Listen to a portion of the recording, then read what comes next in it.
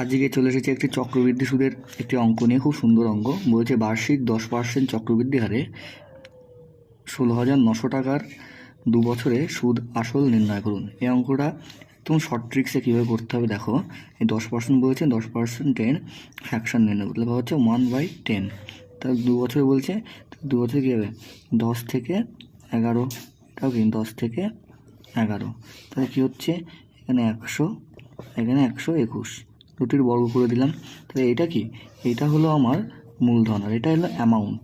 অ্যামাউন্টের মধ্যে কী থাকে, প্রিন্সিপাল থাকে প্লাস সুদ থাকে, ঠিক আছে। তাহলে এখানে আমাদের বলে দিয়েছে যে আমাদের প্রিন্সিপাল বলে দেওয়া আছে 16,900। তাহলে আমাদের এখানের প্রিন্সিপাল 100, তাহলে এই 16,900 মানেই হলো 100। তাহলে আমাদের বলছে অ্যামাউন্ট কত, সুদ আসল, এখানে অ্যামাউন্ট কত, 121। এটা করলে হবে, এটা রেখে দিলাম, এটা রেখে দিলাম। তাহলে 169-এর সাথে 121-এর গুণ, 9, 6, 1, 9 2 18, 8 হাতে আমার 1, 6 2 12, 13, তোমার 1, 2 কে 2 আর 3, গুণ 9, 6, 1।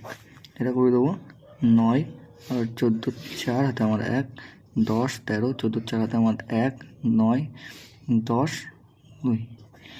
তাহলে আমাদের উত্তর কত হচ্ছে, অপশান 2।